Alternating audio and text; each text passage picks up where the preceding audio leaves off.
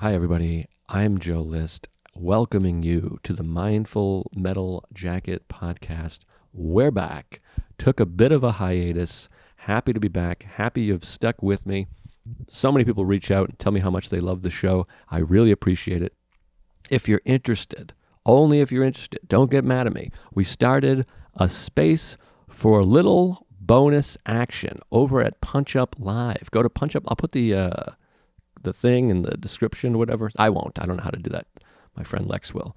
Anyways, punchuplive.com, Joe-List, I think it is. It's like a Patreon, but better. $5 a month if you want to join. Bunch of bonus stuff over there. I'll be doing solo podcasts and podcasts with whoever's around. Sarah, Matt Wayne, Andy Hendrickson. There's some great ones on there. I've had some great conversations. The kind of conversation that you're like, this is so good, I should release this to everybody. But that's just the kind of podcast you want to have on that subscription. So it's great stuff. It's $5 a month. Don't feel the need to get on there. I would love if you did. It's only if you love the show and you got a few extra clams, a couple extra bananas. Speaking of bananas, look at this guy. It's a monkey. Anyways, $5 a month if you want to join. I would love that. No pressure. We're back with a great episode. I love this episode. My friend Isabel Hagen is back on the show, who I think is the most frequented guest. I'm not sure. Might be a tie. But she informed me this is the first time we've ever done one in person. All the previous ones were Zoom. Much of the show has taken place over the COVID shutdown, lockdown thing. So we were in the Gotham studios in Midtown Manhattan. Shout out to Gotham. They're always so good to me. That's where We Might Be Drunk is recorded. And we did an episode of Tuesdays with Stories there also. And or a few of them, actually. But we did it there. Great studio. The light. Wait till you see the lighting on this thing. I mean, I looked spectacular. Isabel. But we had a great conversation. We talked about parenting and anxiety and told some crazy stories that have happened to us on the subway. I had one happen that day. And just a great conversation. Always enjoy talking to Isabel. Check out her stuff on Instagram, YouTube. She just made a feature film that I'm in. We talk about that a little bit. It's not out yet. So, mark it in your calendar, the future, some unknown date. Doesn't matter. It was a fun episode. I hope you're doing well. I think you're going to enjoy this. If you like the podcast, spread the word, tell a friend. That's the best thing you can do for any podcast. And while you're over there at Punch Up Line signing up for the extras, check out a date, get some tickets to a show. May 2nd, that's going to be the big one in Los Angeles, Regent Theater. I also got Raleigh and a bunch of other stuff. This intro's going too long. My child's waking up. Enjoy this conversation with me and my wonderful friend, Isabel Hagen. Peace. We're back. We're live. Maybe I should just go full comedy between two ferns, you know what I mean? Next to a pot of flowers. For those of you not here, which is everyone except Isabel, which might be the only person listening. You're not going to listen to this.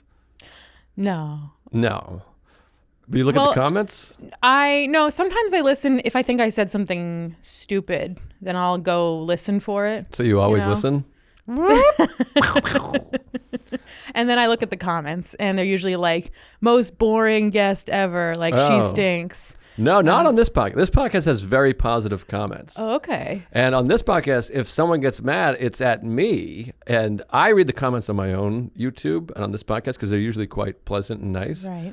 But I did one with my friend Erica recently, and all the negative comment, who's not a comedian. She's just a regular old douche. And every comment, not every comment, most comments were great and they loved her, but several were like, you're too mean to her. Why did you go in so hard on her? She was already nervous. This is horrible. You're a bad person. But I'm like, we're best friends. Right. Like it's like everyone that's offended across the nation is offended on behalf of somebody who's not offended. I think that's true.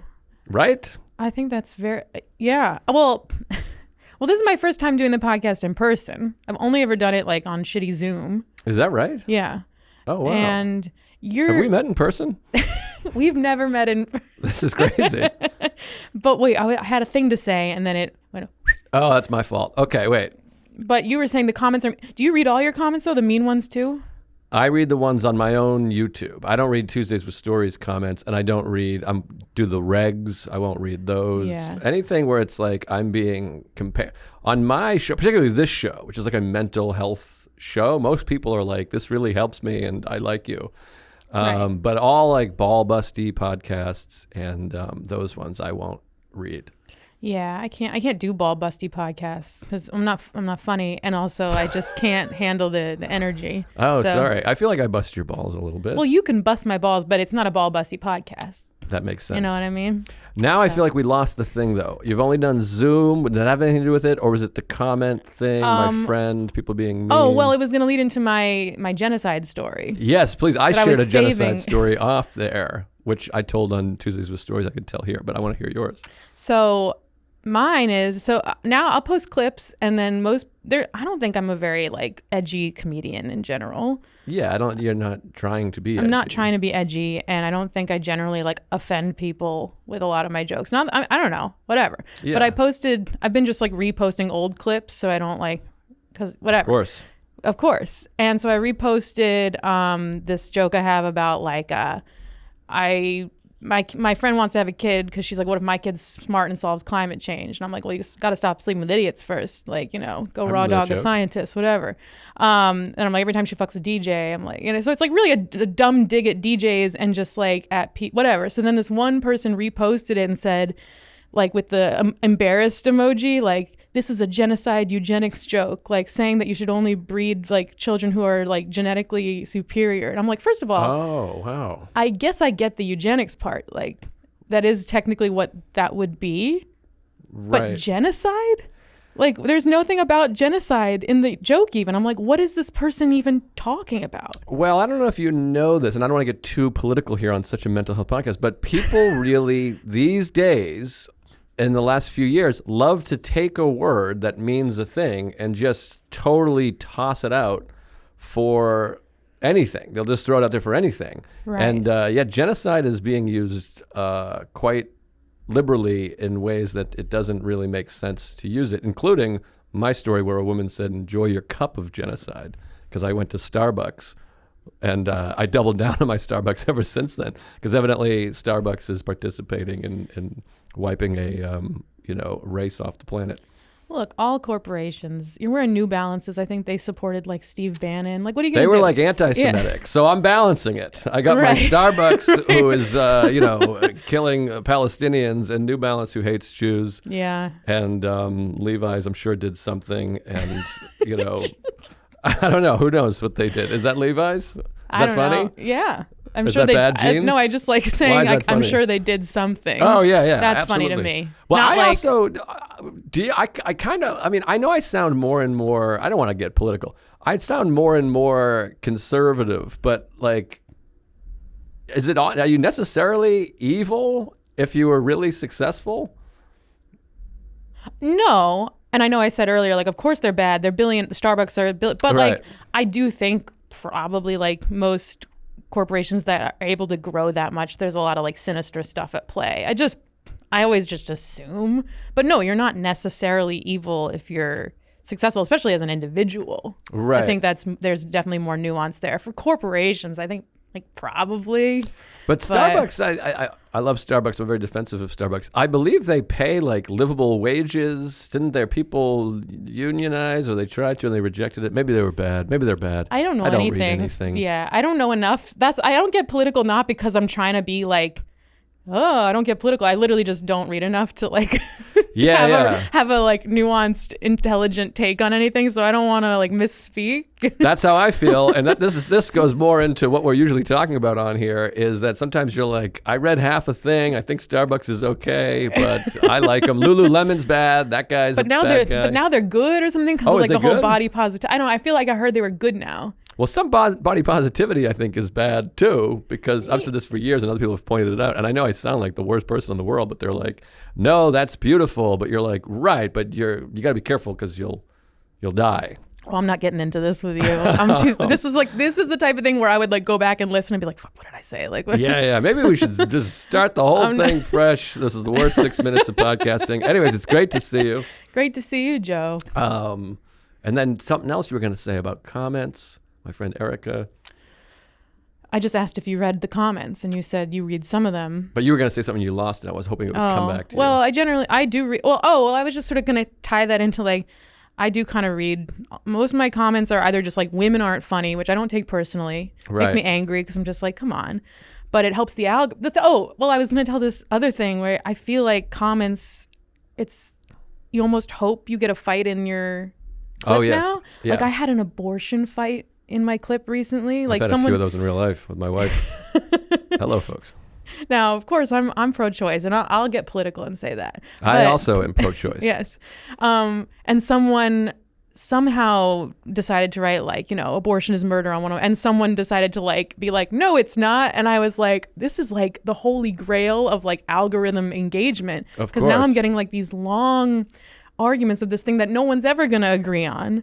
And it's like weird because I'm like upset that people are speaking out against abortion, but I'm also like, this is my lucky day because my clip's gonna get 1 million views now. And it's such a sick world we live in. Yeah, no, and that's why so many people are more and more extreme, and that's why the words like genocide get hurled out there, because you're like, this is gonna get all the wow, even though you're like, well, whatever, I'm back in it again. Yeah. But yeah, it's all the extreme. But I just had one recently similarly, and I can't remember what it was, but it did well for that reason. And sometimes I'll try to be like, what do you think? Who's right? And it does, like the algorithm's like, no, nice yeah, we try. see what you're doing nice here. Nice try, idiot. Let me know in the comments. Yeah, I'll do that. I'm like, sound off. And then people are like, why am I watching this sound off? And I'm like, never mind.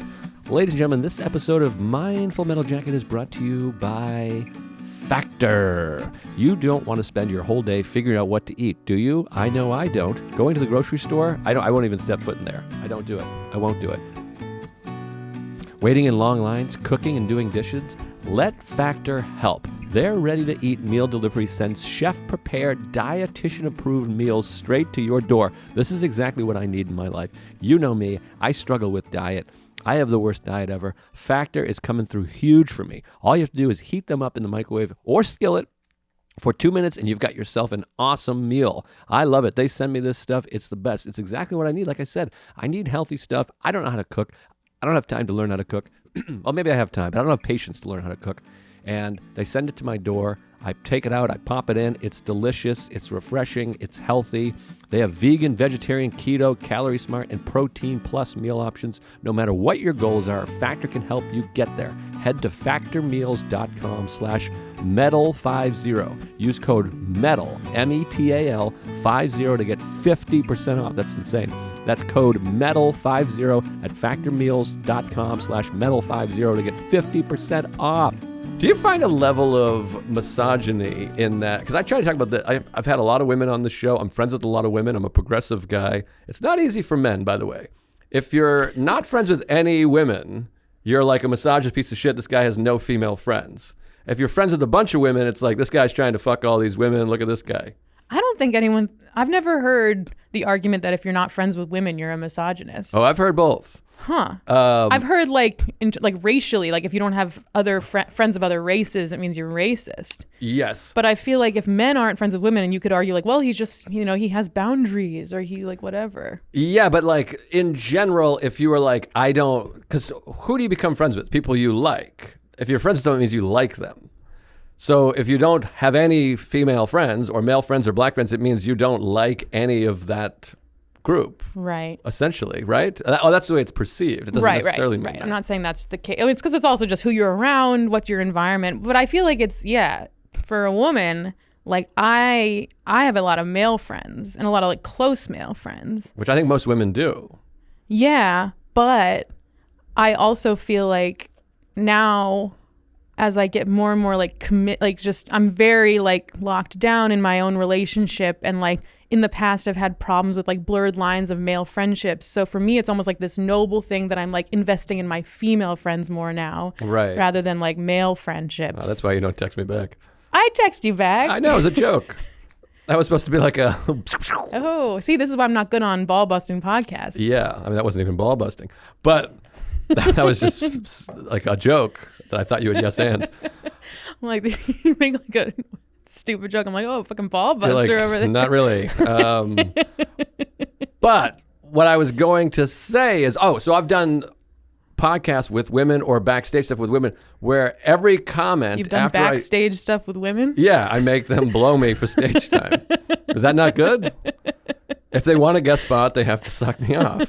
Is that bad? But we do it backstage. Yeah. No, but like every comment, like I did a video with Feehan, and every comment is like, oh, he's trying to fuck her. He's in love with her. And then I do a podcast with my friend Erica, and they're like, he's too mean to her. Do you think both are some level of misogyny? That if a man likes a woman or hangs out with a woman, surely he's trying to fuck her. And if a man is busting a woman's balls, surely he's being too mean. That women, can't figure out if someone's being mean to them. Or women can't just exist as a hot woman and not like any guy around them must be trying to fuck them. They have no other inherent value. Hot is your word, not mine. I never said Karen Fan's very hot. I think a lot of people would agree. No, anyway. Of course, she's very attractive. Yeah. No, so I mean, what is your interpretation of this? I could see how you think that was. It's very nice of you to see it as misogynistic. Well, I'm a hero. Yeah, because again, like you're sort of saying, you like Karen because she's a lovely person and a good friend. Yes. And fucking hot. And yeah. No, and like, but people see her and that's all they see her as. But that's not necessarily what's going on. They might just. I think some of these people can't imagine just being like, yeah, we'll hang out and be funny. But the other argument is that it's not misogynistic. They just don't think very much of you because they think like, well, he couldn't be. What? Like he's probably just trying to fuck her because he's trying to fuck everyone. Yeah, I'm a bad person. Yeah. Maybe they're I don't know which one it is, but I've also had I called Karen hot too many times on this podcast. No, I don't think you can call her hot too many times. I was going to say one more thing about this. God, it was something interesting. Oh, fuck. You're the asshole. Am I an asshole? No. Oh, okay. I think I'm a nice person. You're a very nice person. Thank you very much. I appreciate that. You are one of the people who, like everyone who's like actually, you're around a lot of people and you have like a physically positive impact on the people you're around. Oh. Whereas a lot of people like seem like these great people, but it's like, how are they actually impacting the people around them? Whereas like you seem like a piece of shit. Thank you. Like to the public, but like interpersonally, you're like just the best. No. Oh, thank you very much. Well, I had this conversation with Ari sometimes where, not sometimes, on this podcast is what I meant to say, in the studio. But I'll have this sometimes where people write mean stuff and I'm like, no, but that hurts because I'm like, that's not true. Where people are like, this guy's a piece of shit. Fuck this guy. When an ass, I'm like, no, I'm like the nicest guy. What are you, crazy? And that's hard too because of, I like being a nice person, but I also enjoy ball busting and shitting on each other because I think people know it comes from love or it's my way of showing affection. So sometimes people are like, what is wrong with you, you piece of shit?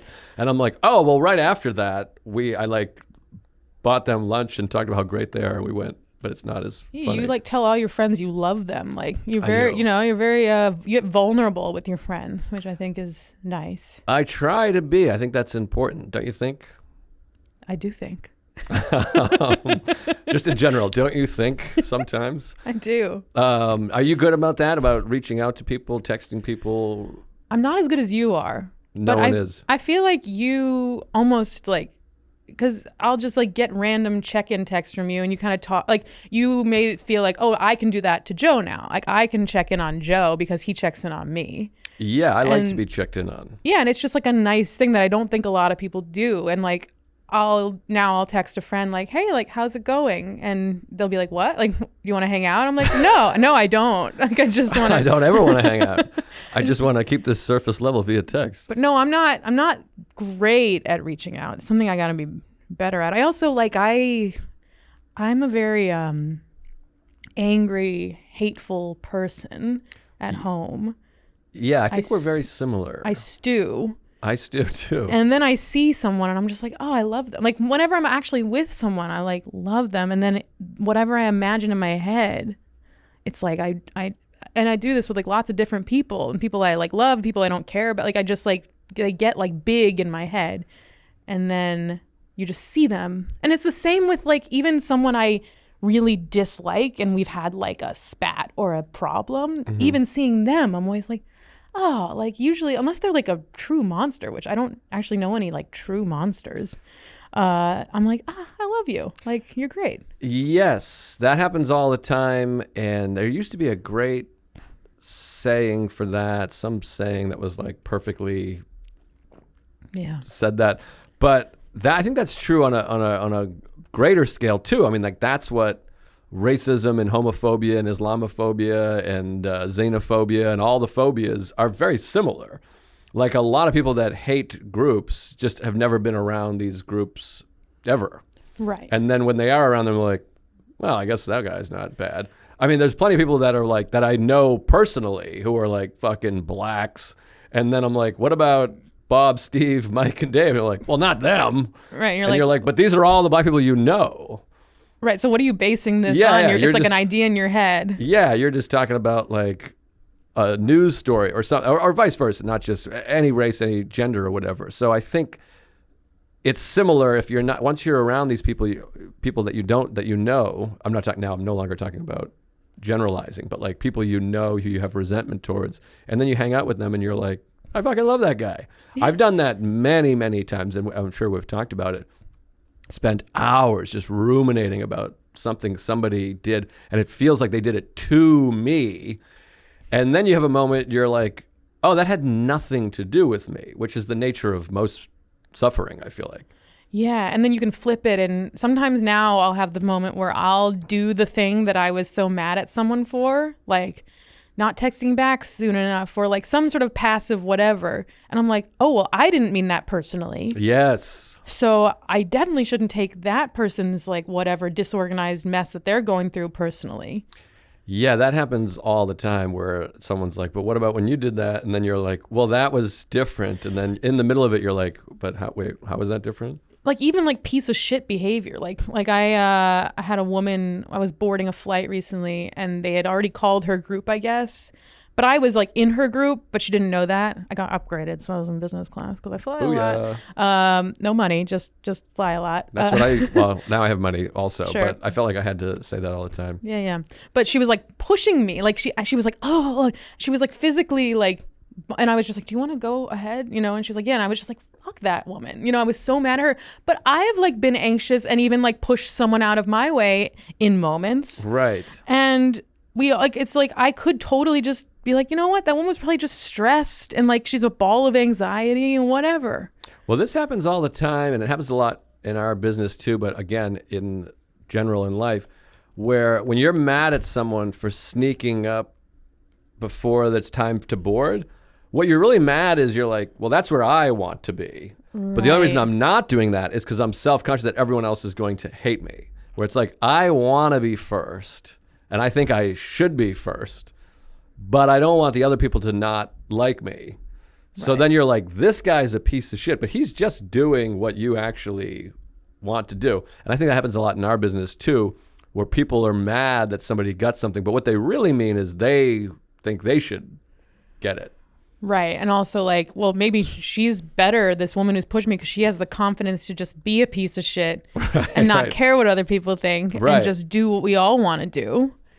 But it reminds me of this, I don't know if you want me to tell this joke of yours, if it's like, you have this premise that I love where you say people don't mistake my kindness, my kindness for, wait, what is it?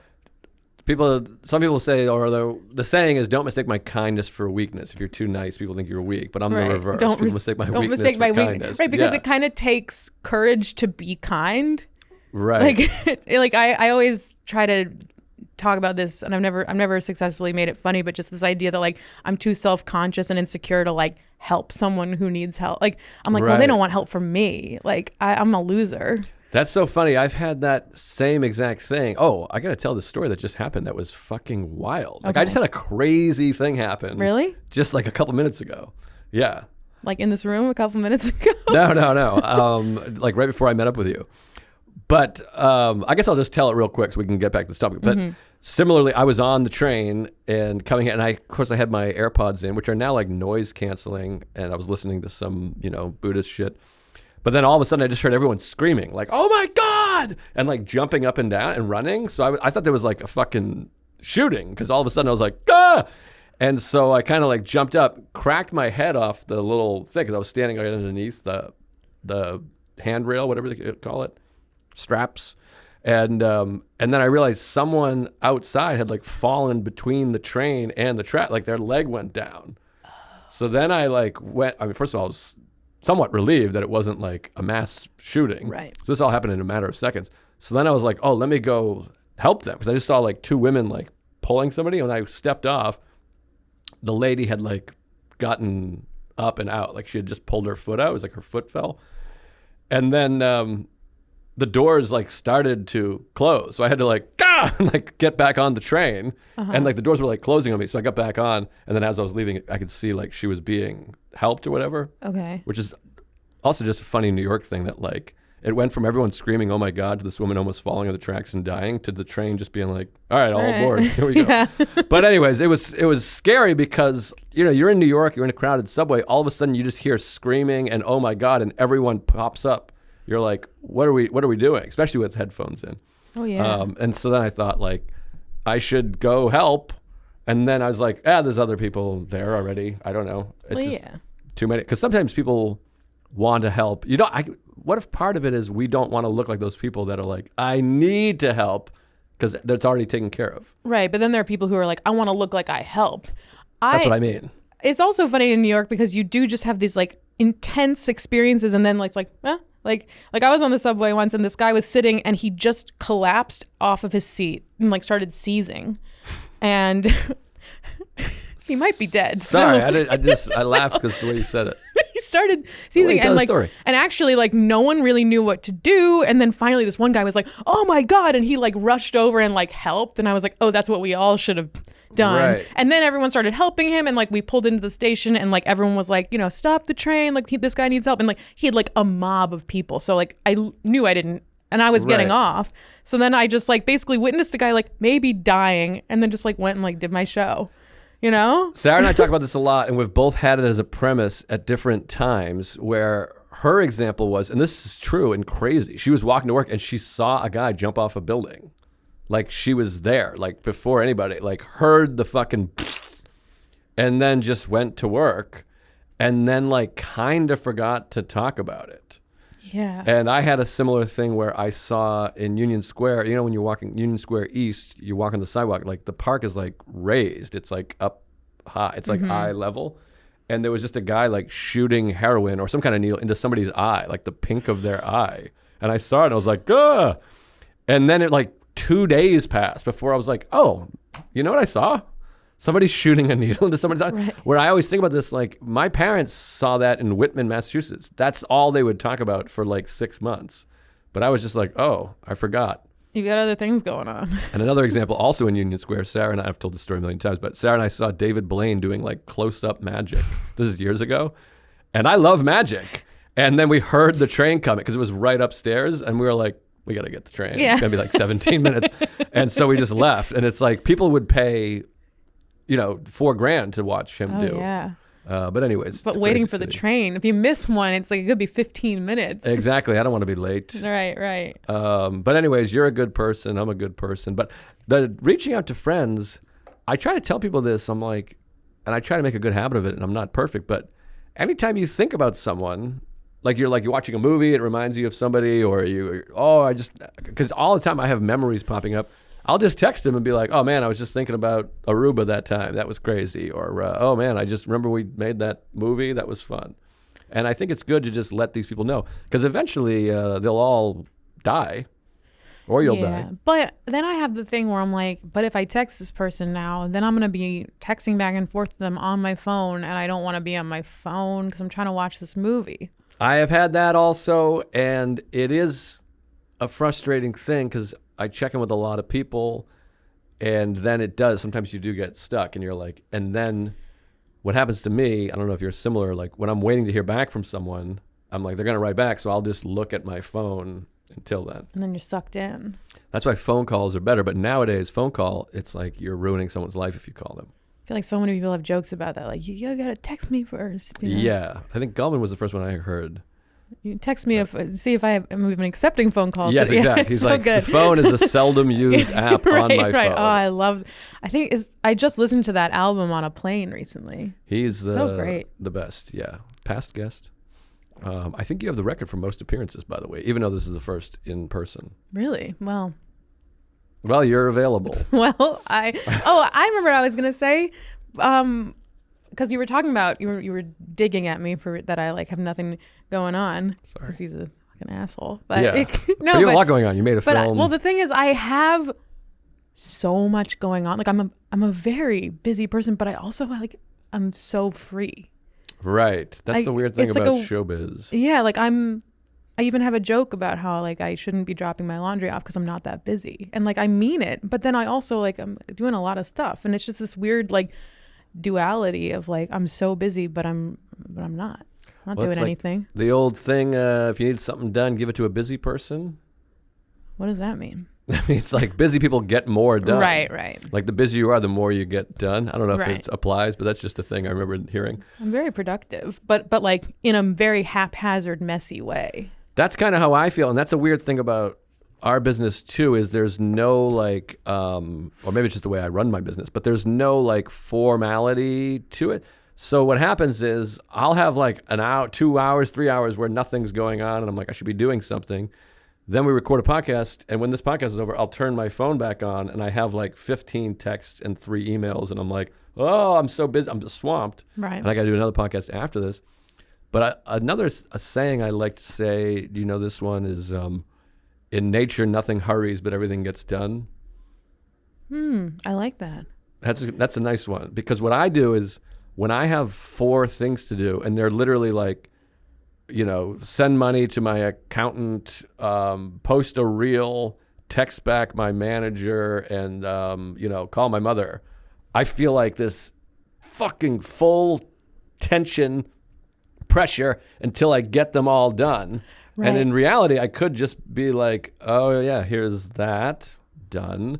But some reason I feel like a to-do list or unresponded to texts or emails or things to do is like this fucking weight on me. Oh yeah. Well, okay. Also, and I won't say who, but I know a couple very famous people, and they always write back immediately. Right. Like you would think they're the busiest people in the world. Yes. But they're the quick, and I feel like, and I've heard someone else say that about a different really famous, successful person, so I feel like there's something to like these people who just, they don't want a to-do list. They get everything done as soon as they need to, and that's kind of why they're successful. So you are and will continue to be successful. I hope so. I think I could and should be more successful, but that's just me beating myself up. This reminds me of another great saying I heard recently. I'm all sayings all the time, folks. Is we're always comparing our insides to everybody else's outsides. Mm-hmm. That's a really good one. That's a good one. Because you're like, oh my God, this person's busy, but they get right back to me. I'm a piece of shit. I should be doing anything. But maybe they're just a fucking loser who's looking at their phone all day. Oh yeah, well that too. I'm like, oh, they're an insane, like when you get that kind of intel, you're like, oh, they're a crazy person too. Like, right. And I also have this thought, boy, there's a lot of flowing around here, what was it? Oh, I have this thought all the time too, the comparing your insides to everyone else's outsides. I feel like I should be working all day. I should either be working out or meditating or writing a joke or writing a movie or practicing guitar and now obviously playing with my baby, hanging with my baby, changing the baby, all you that have stuff. A baby? Oh my God, I forgot to tell you. This is so crazy. It's embarrassing. Just kidding. She's met the baby, everybody. We've met in person. Yeah. We know each other. But I have this thought of like that person and that person, they're working all the time. They're out working me. They're doing all the work. And then I talk to the person and they're like, oh, I watched 4 seasons of the Scooby-Doos last night. Have you seen all 4 seasons? And I'm like, oh, so you're watching television a lot. Right. Or I talk to them and they're like, oh man, you watched the Spurs Heat game last night? It went into triple overtime. And I'm like, oh, so you're sitting around watching television a lot. Yes. And because we create these things that what everyone else is doing. Well, and it's the same. Think about the times you've seemed most busy, like on social media, like when you have a special coming out or a movie. But if you actually think of those times, like maybe you were a little busier, like posting stuff on your phone, but it might have been like the least busy time of your life. Whereas everyone's like, oh my God, he's doing this. And it's no, those are like the culmination of like things I've been slowly working on. Right. But you can seem so busy. So everyone seems so busy. It's really easy to seem busy. It is. And I'll post like, hey, I'm going to be in fucking Poop, Indiana, like this weekend. And then next week I'll be in like some town in Connecticut. And everyone's like, how's tour? And I'm like, I'm on my couch right now. Like these are just like little weekend things I'm doing. I'm not on tour. Yeah, like, it's like, it's out and back. Well, that's a newer thing too that comics all started saying. That they're on tour. I hate that. This tour, that tour, and it's all for marketing, and I should do it myself. But to me, that was before. For the previous 30 years, that was just working. Right. You're not, what are you on tour like for the rest of your life? Yeah. Like, I'm like, I've been on tour since I was 21 years old. You've been on tour for like 30 years. Yeah, it's crazy. I'm Bob Dylan. But, I was going to say, I relate to obviously, like sometimes I'm like, oh, I'm a piece of shit. I should be more productive. Lately, I do actually just think of like, I think it's because I just made a movie. Like I feel like, oh, I'm pretty productive. I need to like relax. Yeah. And then I'm like, okay, I'm going to take this day to like really relax. And I can't do it. But I'm not productive, but I'm not relaxing. I'm like tense. I'm like planning things. I'm having the opposite where I'm like, I should be like just zoning out and enjoying myself, and I can't. Yes, it's very hard. I think we're similar in that way. I really struggle with free time, and I've always been like that, even before the phone and before I was even in the business. Like, and it's funny because people scroll Instagram while watching movies. Like I used to always watch, when I was a kid, I would watch TV with like a photo album or a magazine or something, right, because I couldn't concentrate. But I have to go away I can really turn it off if I'm on vacation, when I go to like hang out with my family or my friend Derek and Erica aforementioned, or like Sarah and I go on a trip, I can really turn off. But like at home, it's very difficult for me.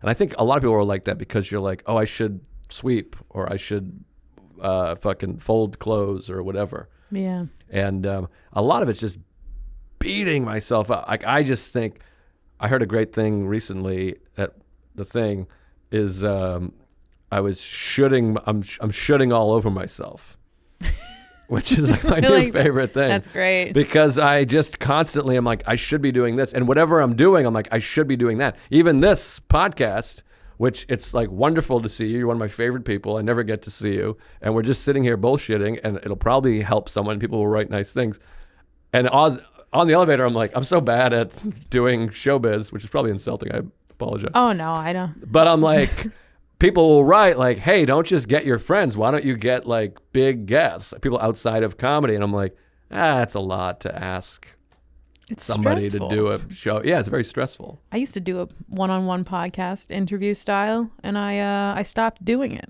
because it was too stressful. I think I did it. You did it. Does it was great. Exist somewhere? Yeah, I've been trying to like take it.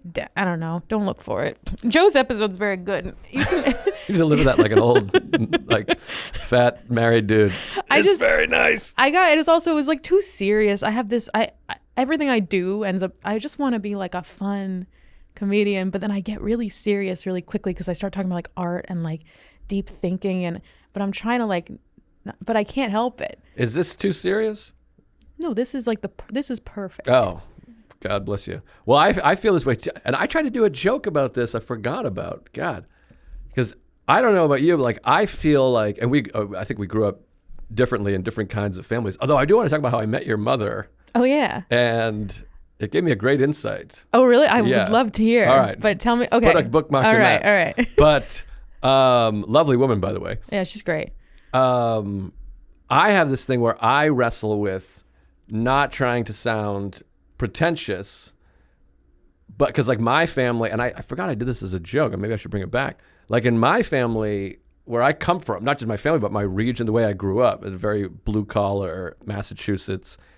If you're like, I love that film, I love that French film because it really shows the juxtaposition of what people are like, you're a fucking queer. Shut up. Like lately, all I watch is foreign films because I just think they're better films because we Americans are stuck in this comic book, whatever. Yeah. And I like a very dialogue-y, very little action, you cheated on your wife and now you got to murder her, but like I like that kind of movie. Right.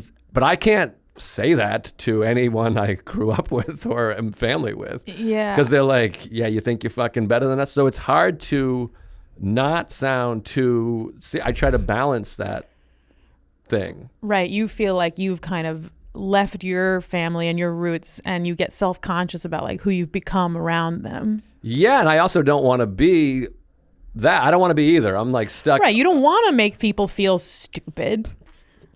Yes. And I'm also cripplingly insecure about my intelligence because I didn't go to college. Which is silly because people who go to college can be very stupid. Yeah. And you went to Berkeley University, Berkeley College, excuse me. Just kidding. She went to, what is it? Pepperdine? I legitimately can't think of it right now. Hold on, I will think of it though. I will think of it. Seriously, I'm like blanking. Juilliard. Ever heard of it? Which, do you study anything else other than what you're studying? Is there like a history course at Juilliard? Yeah, like music history.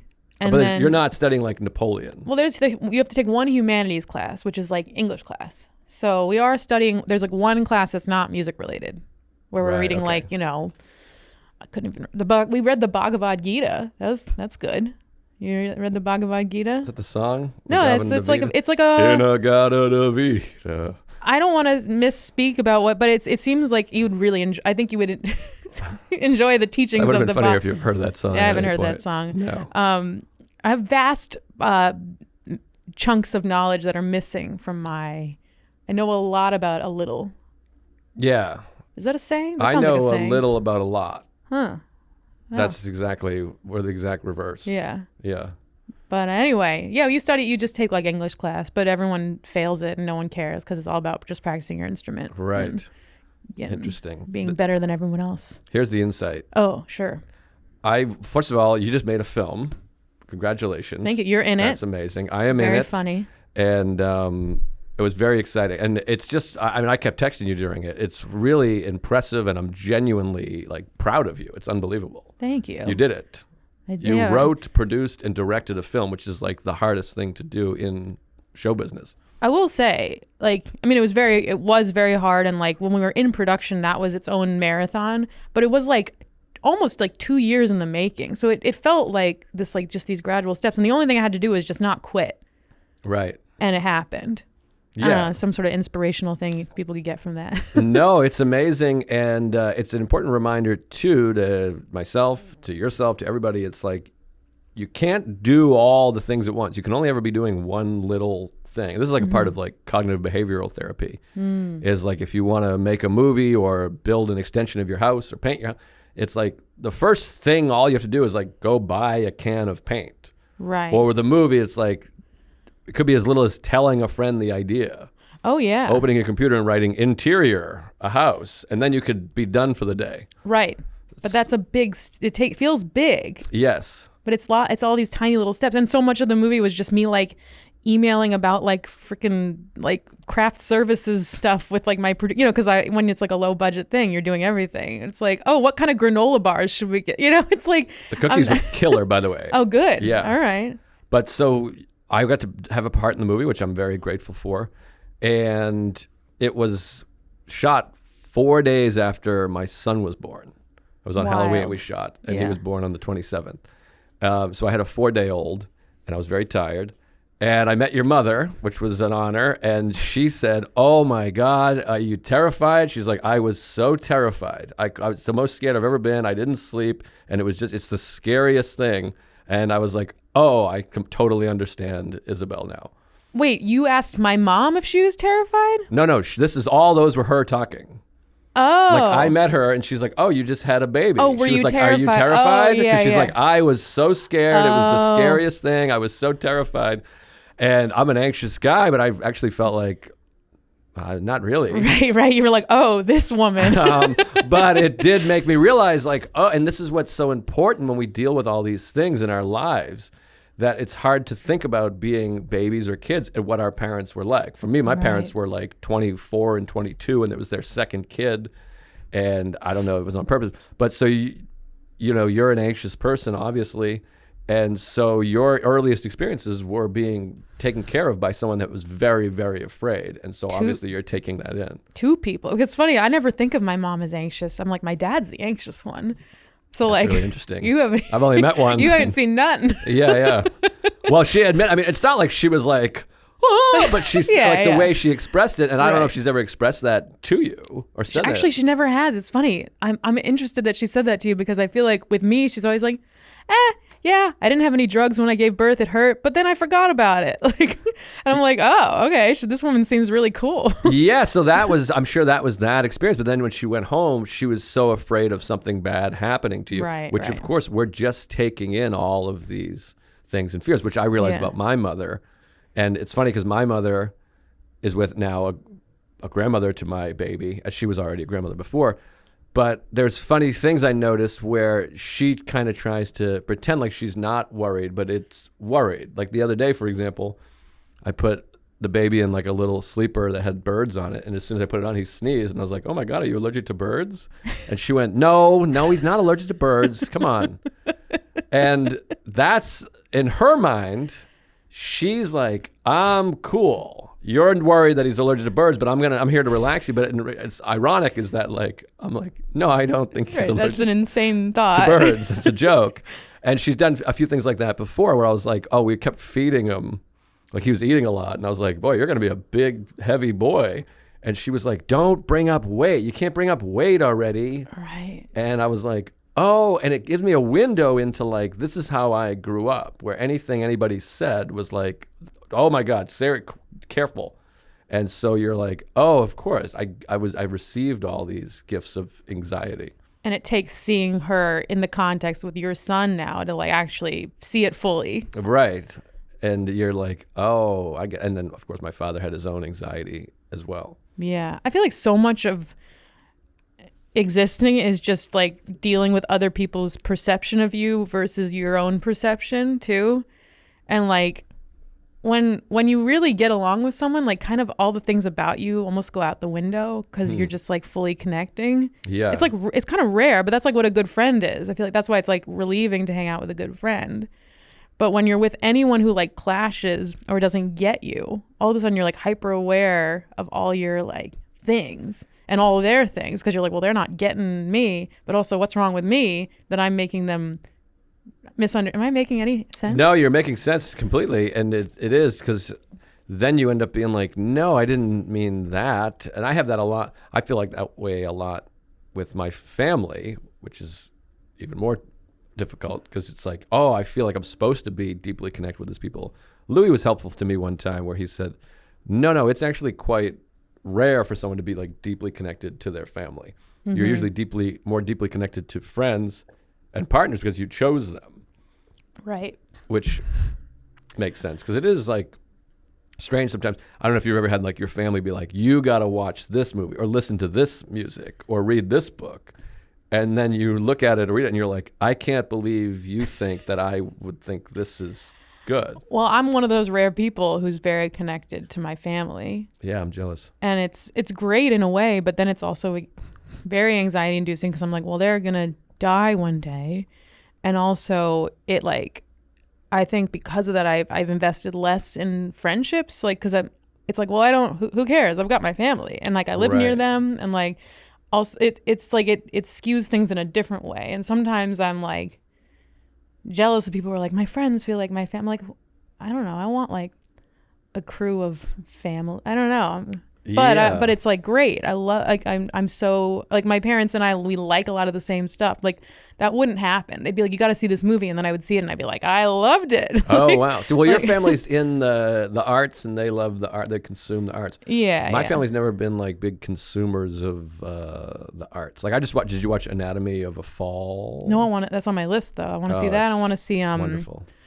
my friend said I have to see American Fiction. Apparently that's very good. I haven't seen it. Matt Wayne said he loved it. Yeah. What about The Eight Mountains? Did I tell you about The Eight Mountains? No, I've never even heard of that. This came out a year or two ago. It's in like an Italian movie, or it's an Italian language movie, but I think it's actually like a Swedish movie or something like that. But it is fantastic. It's beautiful, and the music is great, and it's very touching, and it is the most beautifully shot movie I've ever seen. Really? Every single shot is spectacular. Like, literally, I speak in what do you call it?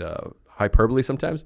It is like actually the most beautiful photography in any movie ever, which doesn't necessarily make a great movie. The Eight Mountains? The Eight Mountains, yeah. I thought you said I was the Yates Mountains. The Dave Yates Mountains. Shout out Dave Yates, great friend of ours. What else? We got like 15 minutes left, 20 minutes left. What do you want to talk about? Talk about like mental health? Like The whole thing's been about mental health. What are you talking about? What are we talking about? Physical health? How's your physical health? Not great. Really? What's going on? I think it's okay. Well, I went to the doctor, and this is one of the things I worry about all the time. Not worry about, but yeah, I worry about it. I went to the doctor a year ago, more than a year ago, 14 months ago, and my blood pressure's high. My parents have very high blood pressure. And, and from that, I'm just built, and maybe you're similar. I am just built a little bit tight. I'm wound tight. Even when I'm relaxing. Like right now, I feel as relaxed as I ever feel. We're having a lovely conversation. I got my feet out over here. Your feet are out. We're just chilling. And it's a lovely conversation. I'm thinking, boy, this is going great. I love Isabel. I love this conversation. I think people are going to love this podcast. I still feel like tight. I'm not a loose, woo. And I mean, like when I'm in the ocean, which is the happiest I ever am, or on a hike, I just have a tightness.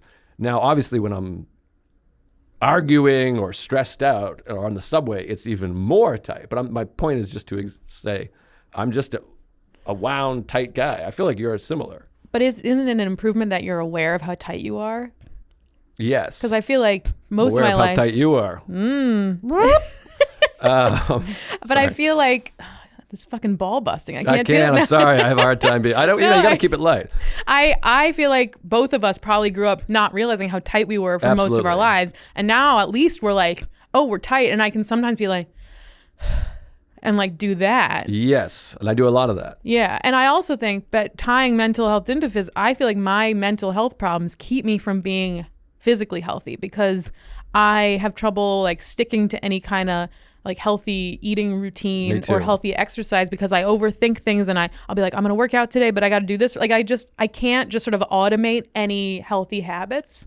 And it keeps, because occasionally I'll do like a week where I do everything right and I feel amazing. Right. But I can't keep it up.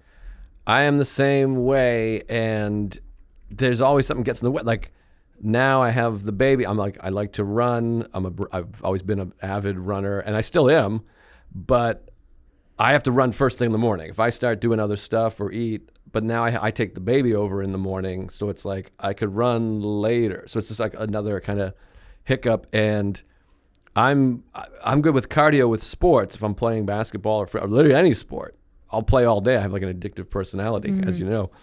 But if I just go to the gym, I'm like just running on a treadmill or an elliptical. I'm like, this is gay. I hate this. Oh, I'm like just doing jumping jacks, but I get bored.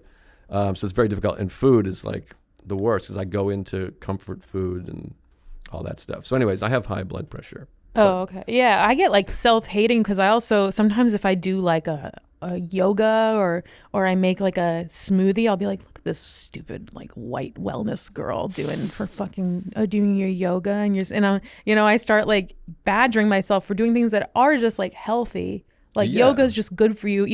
Making a healthy smoothie is good, but because it's like you see so many like influencers on, and I just feel like I'm being like a parody of myself. Yeah, I guess I see what you mean, and no, I feel that way too sometimes with like people will be like Starbucks, blah, blah, blah, you fucking idiot, and I'm like, I don't know, I like it. It's warm in there. They got good tea. Fuck off.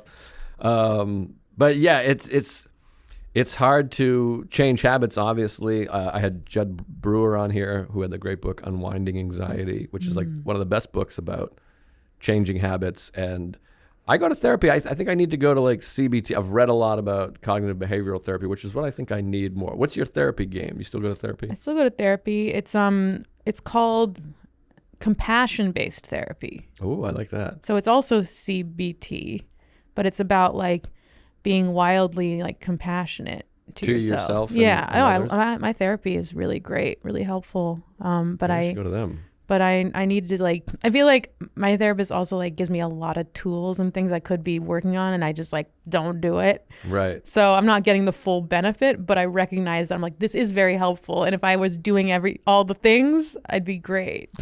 Yeah. Well, sometimes I have this too. I feel like I have like overload of things. Like I'm in a 12-step program. I go to therapy. I read Eastern philosophy. So sometimes I'm like, and they work well in concert together, but sometimes I wake up and I'm like, what am I doing today? What my therapist said, or what the Dalai Lama said, or what my sponsor said? Right. And it's just a big mess of things, but I realize I can work them all in together, and they're all basically about letting go and accepting, which goes back to what we were talking about with like feeling the tightness, is just like, oh, this is what this feels like right now. Yeah. It's just like, it just is. This is how it is right now. But also back to when you said you can only do one thing at a time. It's also like easy to get into like self-critical patterns when you have all these different things you do that are good for you, and you like can't choose which one. And you're like, well, sure, I'm like having a good conversation with my sponsor right now, but I really should be like meditating, like, or I should really be like reading this book that I got about whatever. Shitting all over yourself. Yeah. So it's really easy, even if you're doing all good things. Well, now I have this too, where now I'm 41, I'll be 42 in a couple months, and now I have a baby, so like I'm going to be picking him up at school or practice and all that stuff, so that becomes like the number one thing, and you start to have to accept, because I'm somebody that has had a lot of interests and still does. Like I want to play tennis and softball and run and also learn guitar and mandolin and make films and make documentaries and act in films and do stand-up, and I like hiking, and I like the beach, and I like being in the ocean, I like being in the mountains, and it's so and my therapist goes, well, you're lucky, you have a lot of interests, and he reminds me that like many people have no interests. Yeah. Like many people that are depressed and don't leave the house, it's because like there's nothing they want to do, and he's like, so you're lucky to have a problem, there's too much you want to do, and he's like, you enjoy life, you're passionate about life, so that's good. But it is a thing of like, you have to decide like, okay, I'm not going to be fucking Mark Knopfler. You know who he is? He's a wonderful musician. And I'm not going to be this or that. And that's what's ironic is the thing I'm most successful at is the thing I'm like, but that's nothing. Stand-up comedy, that's just like whatever. Right, even you're like care. One of the best doing it right now. Thank you. Effortlessly. Little plug for Joe List. Thank you. Great comedian. Great film director over here. And by the way, I'm making my, Louis directed, but I co-wrote with him and starred in and co-produced a movie. Yeah. And now I'm wrapping up a feature-length documentary, but I can't recognize any of that. I'm just like, yeah, but that's not the movie I want to make. But that's good. See, like that means you have inspiration. There's like you're chasing this. I think the best feeling of being, like, you don't want to be chasing like an addiction or but chasing like an artistic vision is like the best thing to chase. Yes, I suppose you're right. So you're just chasing it. Yeah, a lot of chasing. But great stand-up. You'll do all the other things if you're supposed. You'll do them or you won't, and it's all good. But I wanted to ask, because I'm so curious how having a baby, like, because I feel like we're very similarly anxious. We're like, over COVID, you and I feel like we're both almost like less anxious in a weird way, because it was like the worst has already happened. Yes. And I also feel like having a baby might like tap you into that space where you're just like, nothing matters. I have this baby I have to take care of. And I'm like way less anxious about little things. Or does it not change anything? It changes nothing. Having a baby changes nothing. Thank you, folks, for tuning in.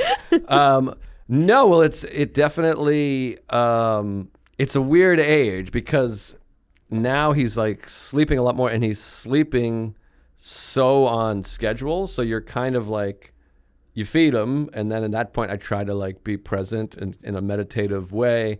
And then he kind of will play a bit on his own. He has like his little things, and he's so focused on that you're kind of like, all right, I'll just be over here watching him or reading or sending an email, whatever.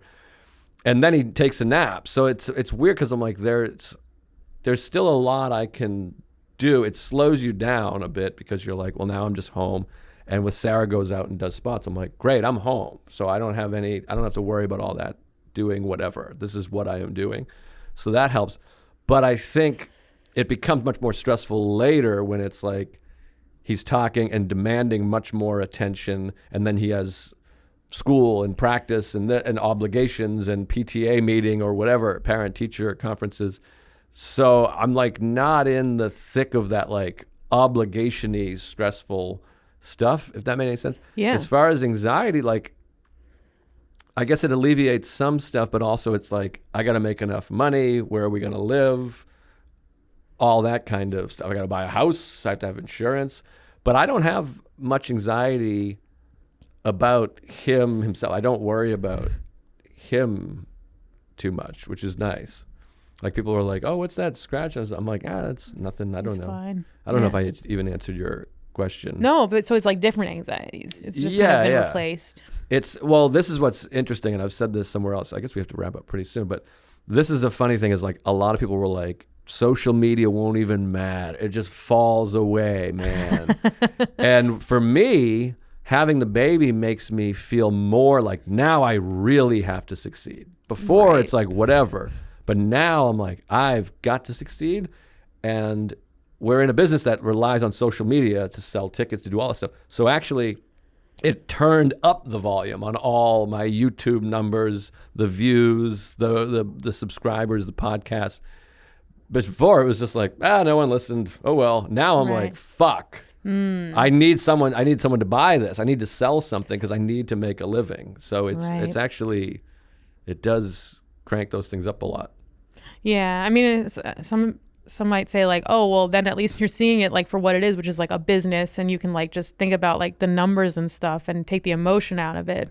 But I guess there's still a lot of emotion tied to it because you're just like, I want this to work because I need to like make a lot of money for my kid. Yeah, well, the nice thing is though, it is like more you can focus more business like it's like I can't just go and goof around at the stand. I'm like, I got to get something out of this because I'm leaving my wife with the baby. Right. And I don't make money at the stand, not actual money. So I'm like, let me get something out of this. Right. So it makes like things more efficient maybe. Yeah. Like you try to work more efficiently, I guess. But mostly it's just wonderful and beautiful. And I find myself like envious that you have a baby because to me it's just like, oh, like, and this is new. I used to be like never having a kid. Now I'm just like, I think I want one. Just like, it's like something to just live for. Like I'm like, oh, he's just like home with his baby. Like nothing. Like he knows what he's supposed to be doing, and he's just like cuddling with his baby. Yeah, no, it is helpful, and it does. I will say it for me. It does give more meaning to the shows. Like when I'm going on the road tomorrow for one night only,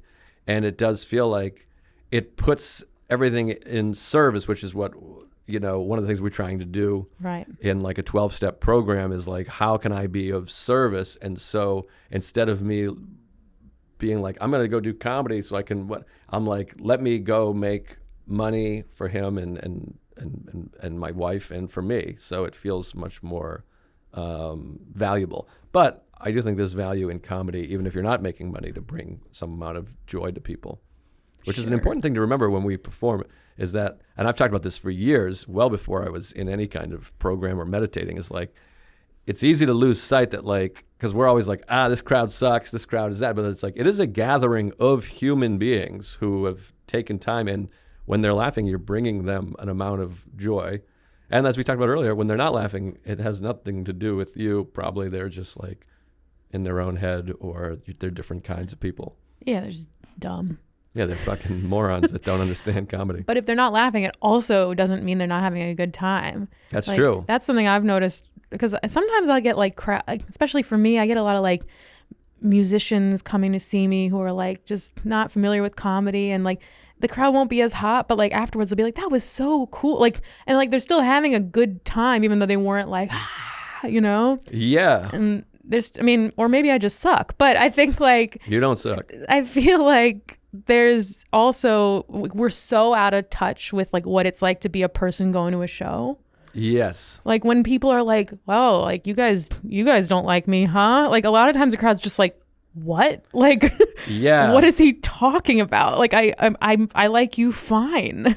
Yeah, no, I that laughed. happens a lot.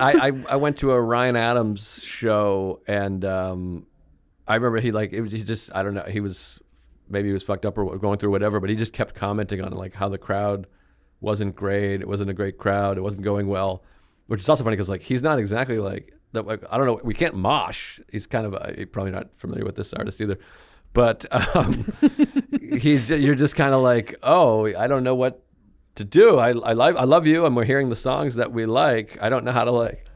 Yeah. I'm 40. I can't be like, wow. So Right. everyone's. Oh my God, we have to. Oh God. wrap up, I think. Actually, I think we have the studio, so we don't have to hurry. But I was just gonna say quickly, that reminds me of a really great Nick Griffin joke he does on Late Night, where it's like, "Are you guys ready to rock?" He's just like, "Yes, like just play the song I like." yeah, we have a babysitter. We're here. We're ready to rock. Nick Griffin's the greatest. Oh yeah. I love Nick. You love Nick. We love you, Nick. We love Very you. handsome boy. Oh yeah. Look how chill we are. Look at this. Yeah. Best podcast episode ever to be recorded. This is a great podcast episode, and I'm happy you were here. Plug the stuff. When's the movie come out? What's happening with the film? There's nothing to say because it's still in post, and then we're gonna just submit it to all the festivals. So it's very up in the air. But Great film. But thank you. No, I meant up in the air.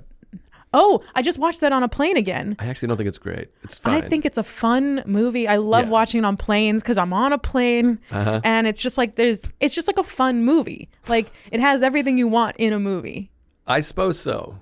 I don't know. I don't remember it, but I thought it was okay. Yeah. And plug wise, I don't know. I'm working on. Now I have a Substack. I'm getting really into writing. Oh wow. So I don't know. Just follow me on Instagram. And you'll find everything there. Yeah. Well, you're wonderful. I appreciate you doing this. Last minute, I might add.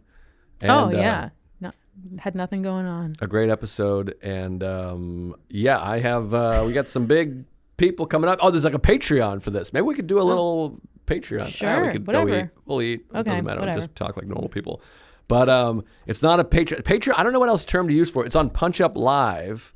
And go to Punch Up Live. I'm seeing all this. I'll hook you up with the guy. Okay. Danny Frankel. He's my hero. All right. You'd love him.